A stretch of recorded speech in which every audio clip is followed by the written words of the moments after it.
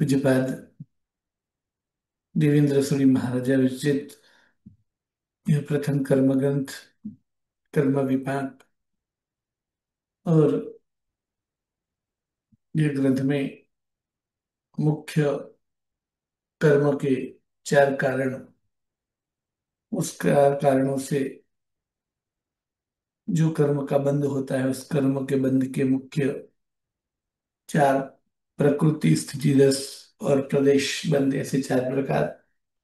इसमें प्रकृति बंध का यहाँ इस ग्रंथ में वर्णन है, जो मुख्य 8 भेद से और उत्तर 158 भेद से है।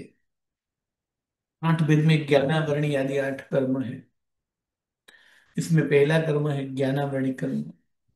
और ज्ञानावरणी कर्म के उत्तर वेद है 5, मति ज्ञानावरणीय, श्रुत ज्ञानावरणीय, अवधि ज्ञानावरणीय, मनः पूर्व ज्ञानावरणीय और केवल ज्ञानावरणीय। ज्ञान यानी आत्मा में कोई भी द्रव्य को विशेष रूप से समझने की शक्ति और ज्ञान, और उस पर असर करने वाला कर्म, वो ज्ञानावरणी कर्म। तो ज्ञान 5 प्रकार के हैं, ज्ञानावरणी कर्म भी 5 प्रकार का है। इसमें पहला है मति ज्ञान। तो मति ज्ञान के श्रुत निश्रित एवं अश्रुत निश्रित ऐसे 2 भेद हो सकते हैं। मति ज्ञान के 28 भेद होते हैं। 6 इंद्रियों से मति ज्ञान होता है और 5 प्रोसेस होती है। तो इसमें से चक्षु और मन में व्यंजनावग्रह नहीं होता, 4 प्रोसेस होती है। इसलिए स्पर्शनेन्द्रिय, रसनेन्द्रिय, घ्राणेन्द्रिय, श्रोतेन्द्रिय, इन 4 इंद्रियों से 5 5 स्टेप होने के कारण 20 प्रकार वो हुए। और मन और चक्षु के 4 4 स्टेप यानी 28 भेद हुए। या तो 5 प्रोसेस जो है, तो व्यंजना वगैरह 4 इंद्रियों से, वो 4 प्रकार हुए। और अर्थात अगर यह अपाय और धारणा 6 6 इंद्रियों से, यानी 24 भेद हो गए, तो 28 हुए। फिर वही 28 भेद को 12 गुना करने से 336, और उनमें अश्रुत मिश्रित 4 ऐड कर सकते 340। इस तरह मति ज्ञान के भेद विस्तार से कहे। और वही ज्ञान पर असर करने वाले कर्मों को मति ज्ञानावरणी कर्म कहते हैं। दूसरा है श्रुत ज्ञान। कोई भी पदार्थ का पहले मति ज्ञान फिर श्रुत ज्ञान होता है।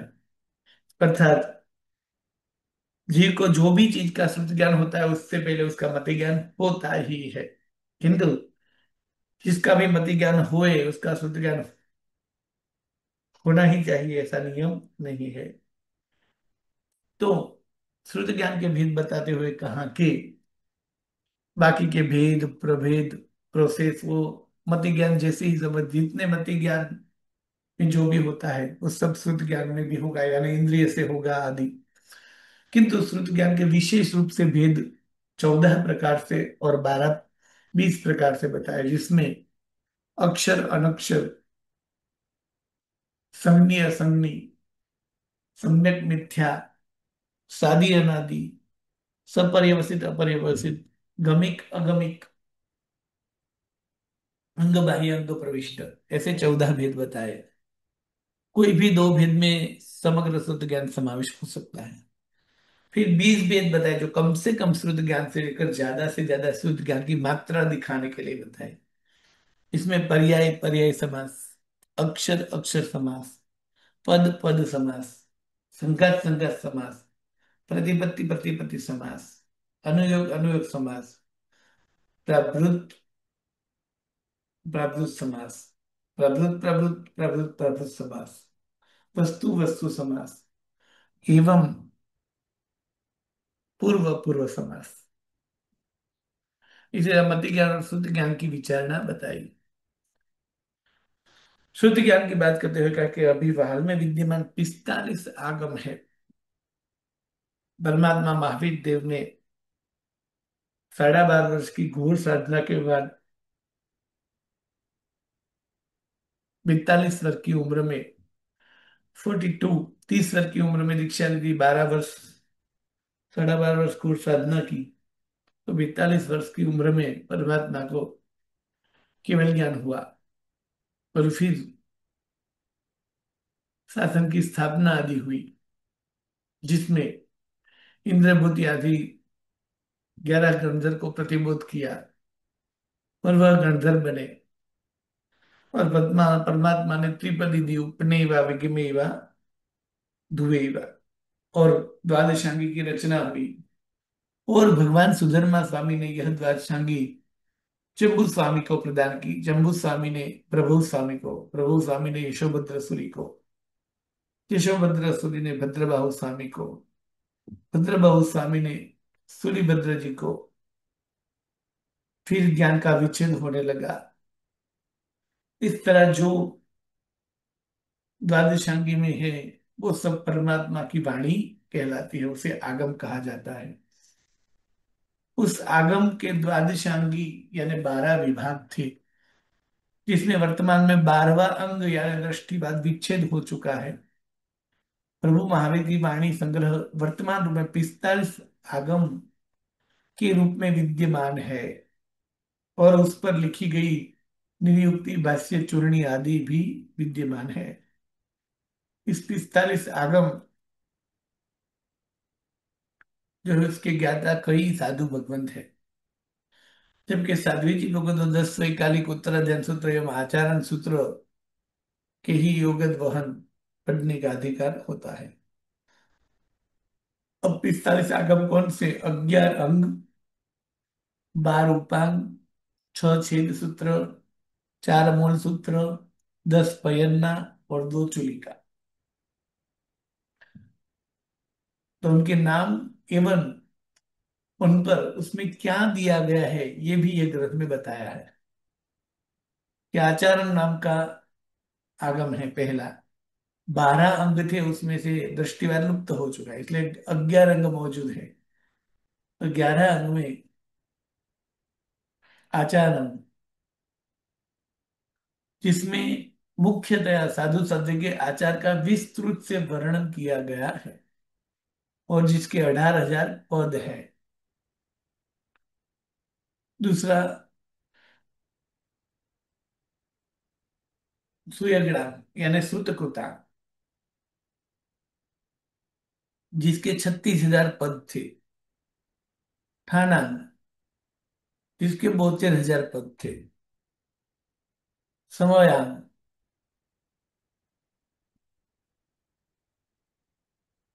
जिसके 72,000 से दुगुना दुगुना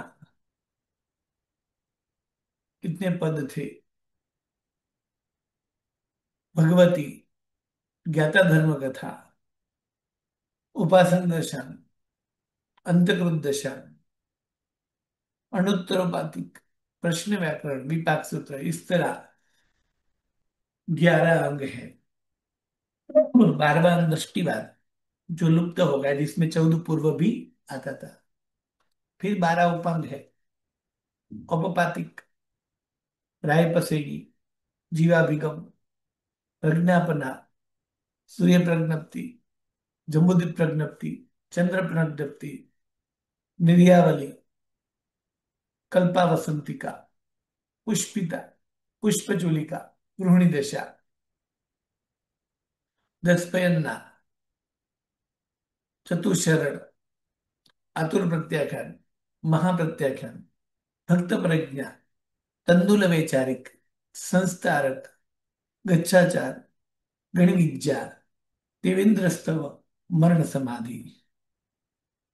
4 मूल आवश्यक सूत्र, 10 वैकालिक सूत्र, उत्तराध्यान सूत्र, ओघनियुक्ति, 6 छेद निशित सूत्र, महानिशित सूत्र, दशासूत्रम, बृहत कल्प, यहाँ 4 है। प्रिंटिंग मिस्टेक के साथ लिखा गया है। व्यवहार सूत्र, जीत कल्प, 2 चूलिका सूत्र, नंदी सूत्र और अनुयोग द्वार। इस तरह पूरे 45 आगम है, जिसमें संक्षिप्त में वर्णन किया गया है।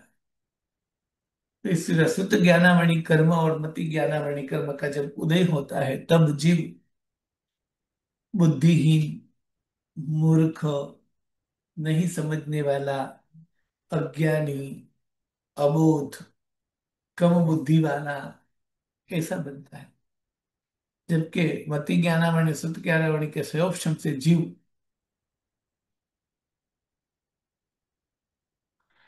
अगाध ज्ञानी, तीव्र बुद्धिशाली, मेधावी, ऐसा होता है, जिसके अनेक उदाहरण बताए हैं कि सुत ज्ञानामणि कर्म का उदय हुआ मस्तुस मुनि का, और रोहक का उदाहरण, यानी दोनों की कथा है दी गई हुई है। वो कथा आप सबको पढ़नी है। वो कथा भी कभी विस्तृत से बताएंगे। रोहक के जीवन में ज्ञानामणि कर्म का उदय पहले था, फिर शोभशम हुआ।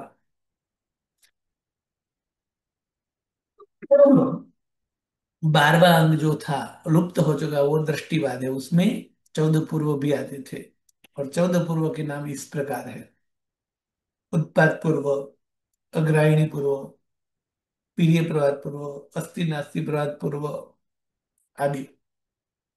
और उनका माप दर्शाते हुए कहा कि पहला पूर्व एक हाथी प्रमाण शाही से जो लिखावट होती है उसके प्रमाण होता है। दूसरा 2, तीसरा 4, चौथा 8, पांचवा 16, छठा 32, सातवां 64, आठवां 120, नौवां 256, 11वां 512, 10वां 512, 11वां 1024, 12वां 2048, 13वां 4096, और 14वां 8192, कुल मिलाकर 16,383 हाथी प्रमाण शाही लिखकर जो लिखा जाए, इतने प्रमाण श्लोक बराबर 14 पूर्व होते हैं। 14 पूर्वधर महात्मा को श्रुत केवली कहा जाता है। वैसे तो 10 पूर्व के ज्ञाता को श्रुत केवली कह सकते हैं, यानी 9 से ज्यादा जो ज्ञानी है, 10, 11, 12, 13 और 14 पूर्व वाले जीव को श्रुत केवली कहा जाता है। यानी वो इतने सारे पदार्थ जानते हैं कि केवल ज्ञानी जो देशना देते हैं और शुद्ध केवली जो देशना देश है, वो दोनों की देशना में कोई फर्क नहीं होता है। और ये 14 पूर्वधर जो होते हैं, उसका 14 पूर्व का स्वाध्याय अंतर्मुहूर्त में हो जाता है। अंतर्मुहूर्त यानी 48 मिनट से भी कम समय में।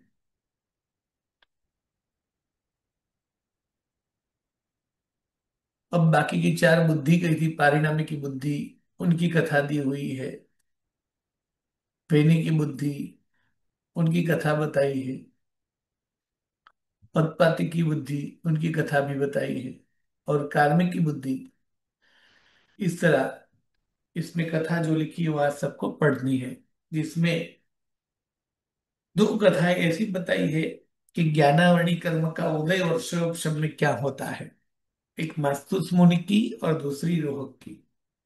और पीछे जो 4 कथा है वो 4 प्रकार की बुद्धि के उदाहरण की है।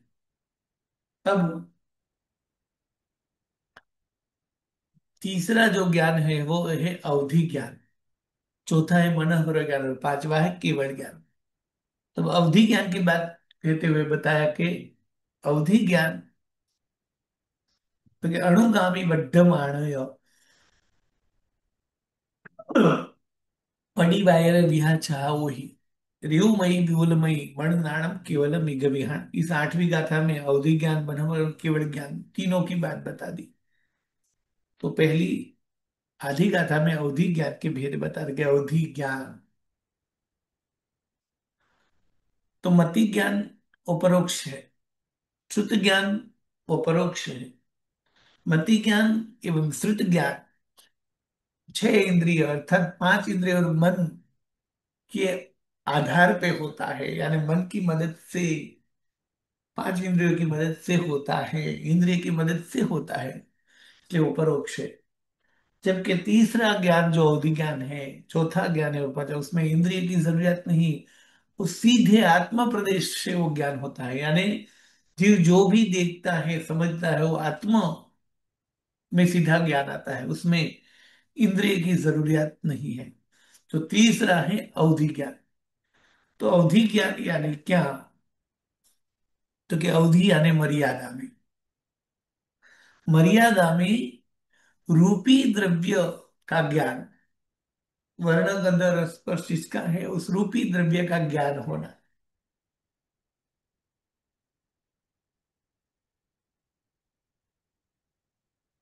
यानी यहां बैठे बैठे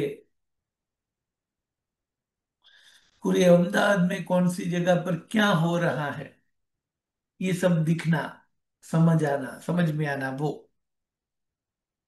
अभिज्ञान है। यानी मर्यादा में रूपी द्रव्यों का भेद होना। उसमें अवधि ज्ञान की बात करते हुए कहा कि इंद्रिय और मन के मदद के बिना सीधा आत्म प्रत्यक्ष रूपी द्रव्य का ज्ञान होना, और वो भी मर्यादा में, यानी जिसको जितना अवधि ज्ञान उत्पन्न हुआ है उतने क्षेत्र का आदि का मर्यादा में ज्ञान होना। तब कहते हैं अवधि ज्ञान के मुख्य दो भेद हो सकते हैं, एक भव प्रत्यय की और दूसरा गुण प्रत्यय की। और जैसे मति ज्ञान मति अज्ञान के रूप में हो सकता है, श्रुत ज्ञान श्रुत अज्ञान के रूप में हो सकता है, उसी तरह ये अवधि ज्ञान भी विपरीत रूप में यानी विभव ज्ञान के रूप में भी हो सकता है। बड़ा तीसरे नंबर का ज्ञान का मतलब है आत्म प्रत्यक्ष रूपी द्रव्यों का मर्यादा में बोध होना। अब इनके मुख्य दो प्रकार है, भव प्रत्यय की और गुण प्रत्यय की। तो सबसे पहले भव प्रत्यय की तीसरे नंबर का ज्ञान यानी अवधि ज्ञान है, तो विभव ज्ञान भी हो सकता है। तो भव प्रत्यय की अवधि ज्ञान या विभव ज्ञान यानी क्या, तो ये भव के निमित्त को पाकर अवधि ज्ञान हो जाना या विभव ज्ञान हो जाना। यहाँ अवधि जहां समझ लिखा है वहां विभव ज्ञान भी समझना ही, मतलब तीसरे नंबर का ज्ञान। वो भव प्रत्यय की हो तो उसमें क्या, तो क्या वो होने में मुख्य कारण भव होना, जो कि कोई भी ज्ञान, चाहे मति ज्ञान लो, श्रुत ज्ञान लो, अवधि ज्ञान लो, मनोप्र ज्ञान लो, तीनों ज्ञान में ज्ञानावरणी कर्म का क्षय होगा तो ही ज्ञान तो होगा। वो तो हर एक व्यक्ति को जरूरी है, किंतु फिर ज्ञानावरणी का क्षय होने में भी कुछ कारण होता है।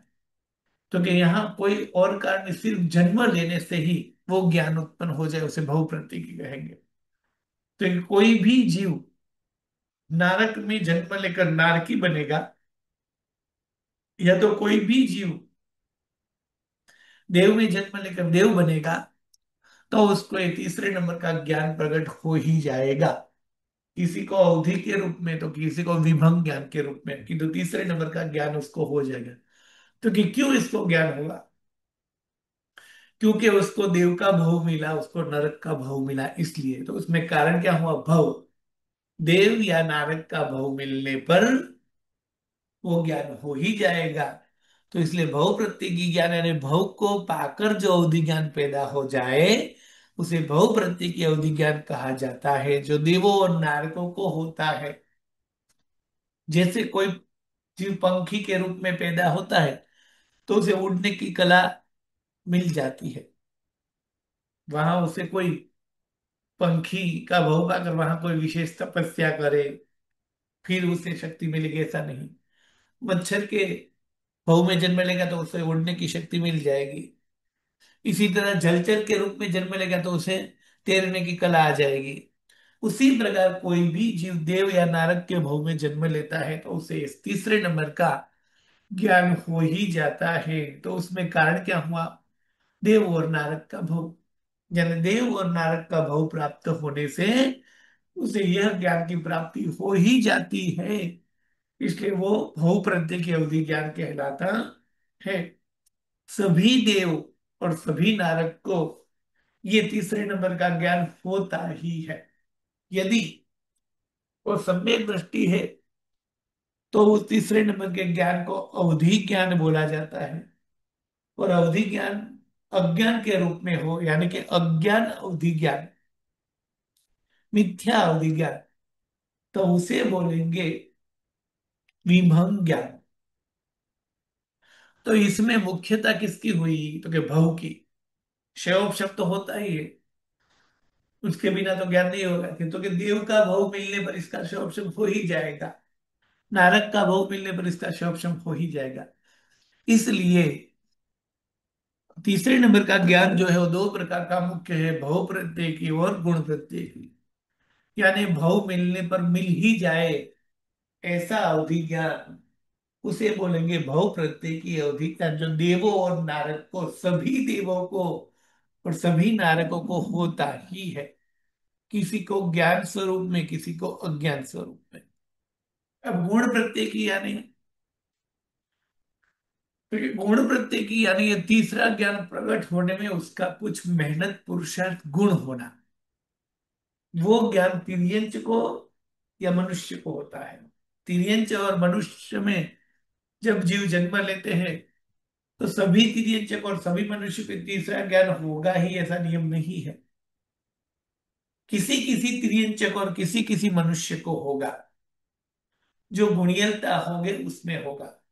यानी रत्नत्रय की आराधना के फल स्वरूप, त्याग स्वरूप कोई न कोई गुण के कारण तिर्यंचों में या मनुष्य में अवधि ज्ञान होगा। तो उस मनुष्य को और उस तिर्यंच के विशुद्धि के कारण उसे उत्पन्न होगा। तो इसमें कारण क्या हुआ? क्षयोपशम तो हुआ ही, किंतु तिर्यंच का भाव मिला या मनुष्य का भाव मिला, इसलिए अवधि ज्ञान प्राप्त नहीं हुआ। तो उसमें गुणीयलता मिली, कोई तब त्याग, विशेष आराधना वगैरह कारण सर ये अवधि ज्ञान की प्राप्ति होती है मनुष्य और तिर्यंच को। तो उस अवधि ज्ञान को कौन सा अवधि ज्ञान कहते हैं? तो उस अवधि ज्ञान को गुण प्रत्यय की अवधि ज्ञान कहते हैं। और इस गुण प्रत्यय की अवधि ज्ञान के ही छह भेद बताए हैं। वैसे अवधि ज्ञान के कितने भेद होते हैं? तो असंख्य भेद भी कह सकते हैं। मति 28, श्रुत 14 वेद, अवधि छ असंख्य प्रकार रे, दोय भेदे मन पर दाख्યું केवल एक उदाहरण। तो पंचमनी स्તवનમાં જે આવે છે उसके हिसाब से देखे तो अवधि ज्ञान के असंख्य भेद भी हो सकते हैं, क्योंकि असंख्य प्रकार का अवधि ज्ञान है। किसी को अंगुल के असंख्यात्मक भाग का, किसी को उससे ज्यादा, उससे ज्यादा, उससे ज्यादा, इस तरह पूरे ब्रह्मांड का यानी पूरे 14 लोक का भी होता है। तो इस गुण प्रत्यय की अवधि ज्ञान के भेद जो है वो छह बताए हैं। कौन से? अनुगामिक अवधि ज्ञान, अन अनुगामी अवधि ज्ञान, अनुगामी या तो अनुगामिक, अनुगामिक अवधि ज्ञान, अन अनुगामिक अवधि ज्ञान, वर्धमान अवधि ज्ञान, हीयमान अवधि ज्ञान, प्रतिपाती अवधि ज्ञान, अप्रतिपाती अवधि ज्ञान।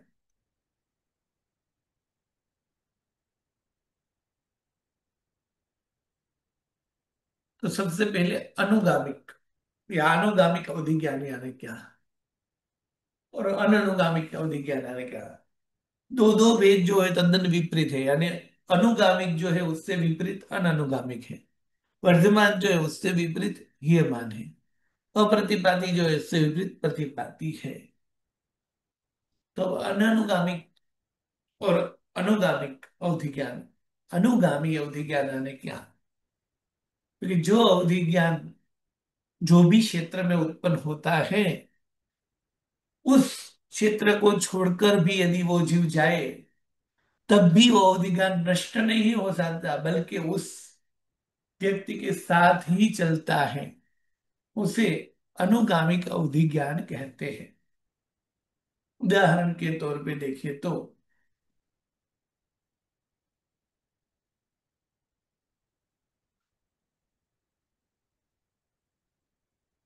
जैसे दो साधु महात्मा थे। इस साधु महात्मा को,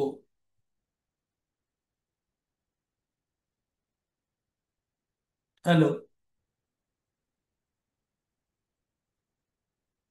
इस साधु महात्मा को तब त्याग, विशुद्धि के कारण अवधि ज्ञान उत्पन्न हुआ। अब अनुगामी और अनुगामी किसे कहेंगे? तो कि अनुगामी यानी साथ साथ जाने वाली शक्ति वाला अवधि ज्ञान, यह महात्मा तब त्याग संयम कर रहे तो इस जगह पर ध्यान में उसे अवधि ज्ञान पैदा हुआ इस वृक्ष के नीचे। और उन्होंने अवधि ज्ञान में पूरी नगरी, यानी पूरी नगरी, यानी समझो कि वो नगरी 25 किलोमीटर की थी, तो 25 किलोमीटर में क्या क्या हो रहा है वो सब घटना उसे दिखाई दी और समझ में आई कि ये हो रहा है।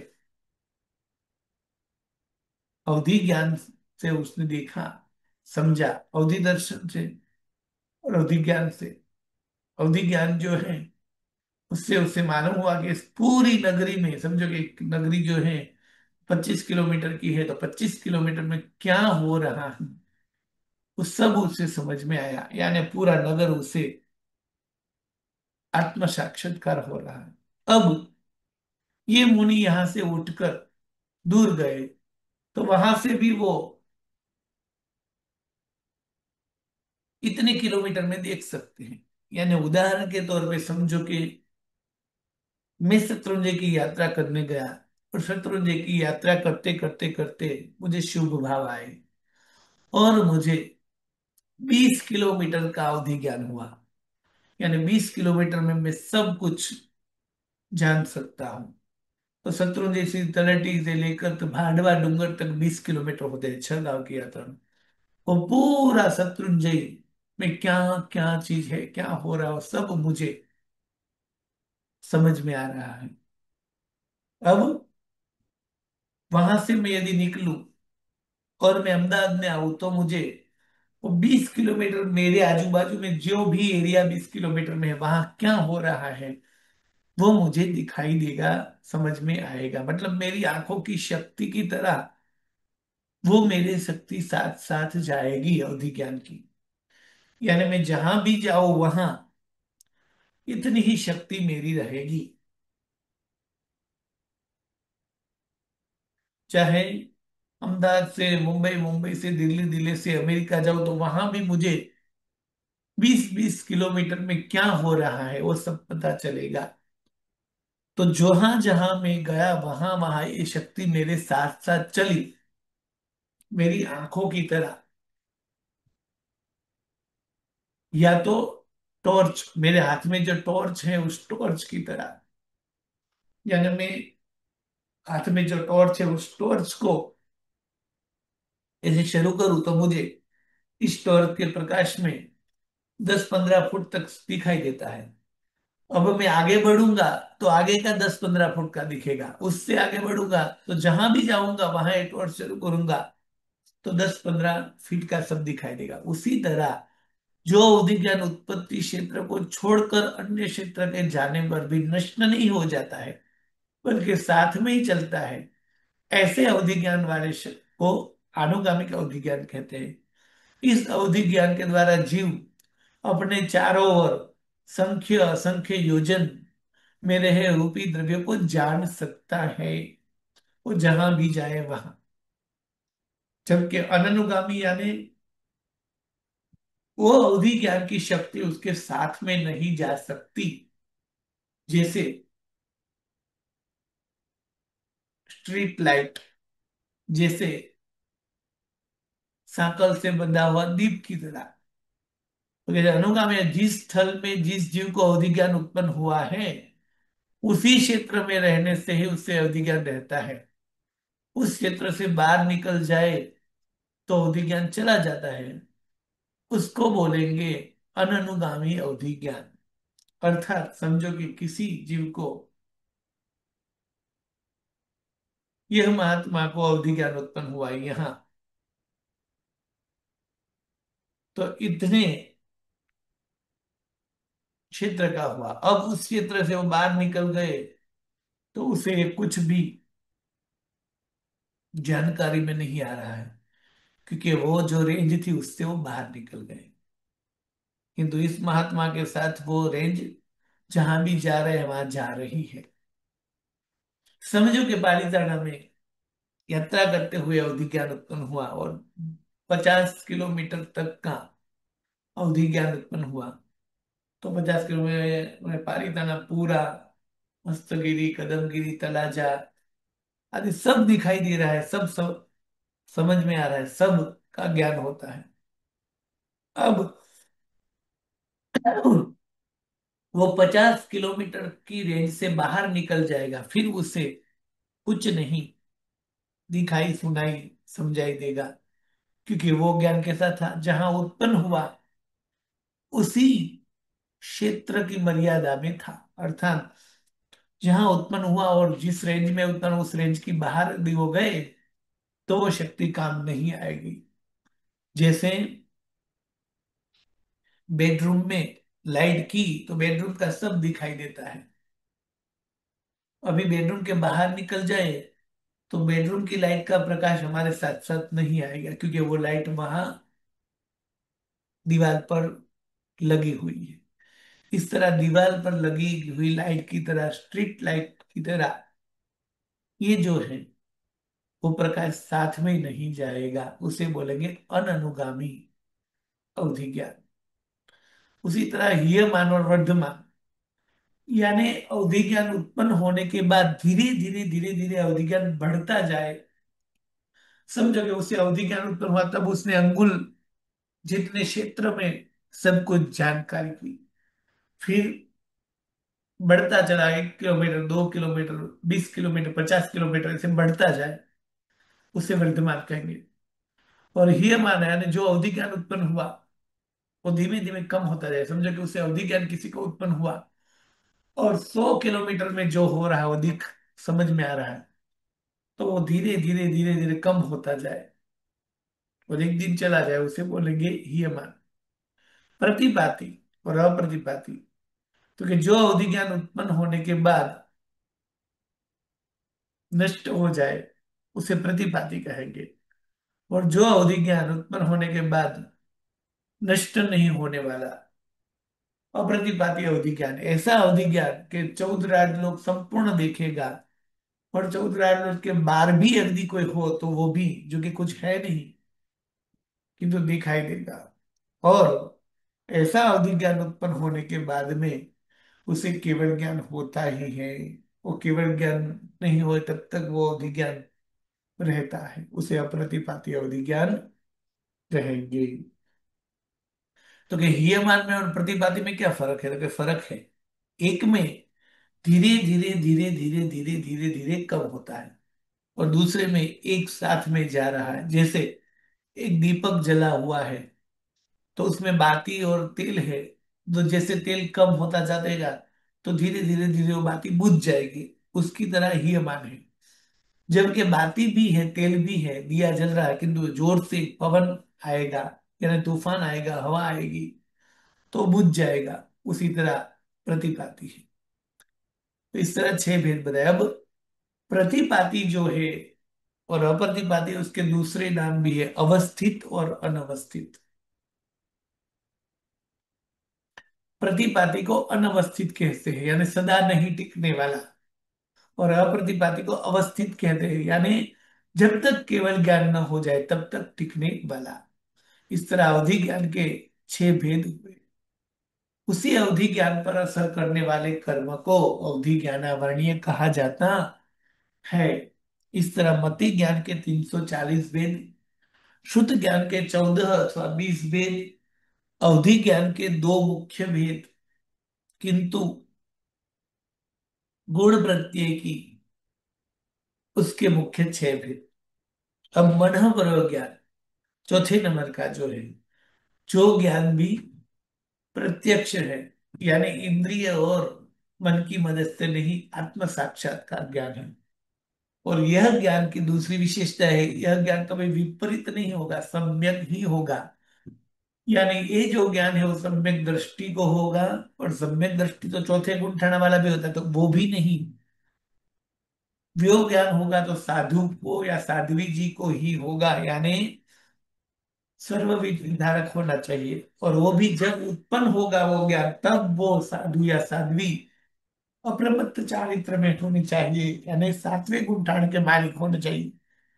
फिर वो छठे 7वें गुण में आवन जावन कर सकते हैं, फिर भी वो मनोवर ज्ञान होता है। किंतु जब उत्पन्न होता है तब सम्यक दृष्टि साधु साध्वी जी भगवत को सातवें गुण स्थानक में ही उत्पन्न होता है। यह ज्ञान के भी मुख्य दो गुण हैं जिनकी विचारणा परसों के पाठ में। प्रणाम। नमो नमः।